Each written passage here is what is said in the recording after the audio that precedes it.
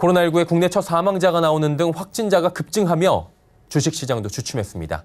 경기 지표 개선과 중국 경기 부양 기대감으로 뉴욕 증시와 중국 증시는 상승했는데 우리 시장은 2200선도 무너지며 상승 흐름을 함께하지 못했는데요.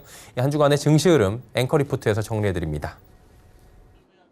이번 주 코스피는 3.6% 하락한 2243.59의 거래를 마감했고 코스닥은 3.04% 내리며 667.99의 거래를 마쳤습니다.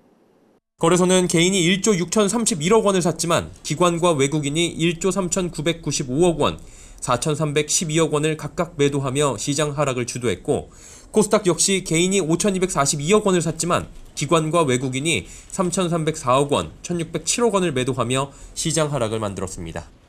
코로나19로 인한 애플의 1분기 실적 우려가 제기됐는데 미국 생산자 물가와 주택 지표 등 경기 지표가 양호하게 발표되며 뉴욕 증시는 연일 신고가 랠리를 이어갔습니다. 다만 리처드 클라리다 연방준비위원회 부의장의 발언으로 금리 인하 기대감이 꺾인 부분은 아쉬움으로 남습니다. 대출 우대금리 인하 등 유동성 공급에 힘써온 중국 정부가 코로나19 사태로 타격을 입은 기업들에 대한 물류 지원 등 정상화를 위한 노력에 힘쓰겠다고 발표했습니다. 특히 금융지원 추진과 홍콩항공 등 하이안그룹의 인수 추진 등을 발표하며 경기 부양 의지를 재확인했고 글로벌 시장에 훈풍을 불어넣었습니다. 하지만 국내 코로나19 첫 사망자가 발생하는 등 확진자가 급증하며 국내 시장은 글로벌 시장과 상승 흐름을 함께하지 못했습니다. 대구 경북 지역의 확진자 급증과 전주, 제주 등 전국적으로 확진자가 늘며 지역사회로의 전파가 현실화됐습니다. 코로나19가 소강 상태에 접어들며 하락 추세를 면치 못하던 관련 테마주들이 국내 확진자 급증 소식에 일제히 상승했습니다. 특히 오공과 웰크론 등의 마스크 관련주와 또 창해 에탄올 등 소독제 관련주들의 상승이 이어졌습니다. 최근 2개월여간 급등 이후 숨고르기에 들어갔던 2차 전지 관련주들의 단기 상승 뒤 다시 숨고르기를 볼 수 있었습니다.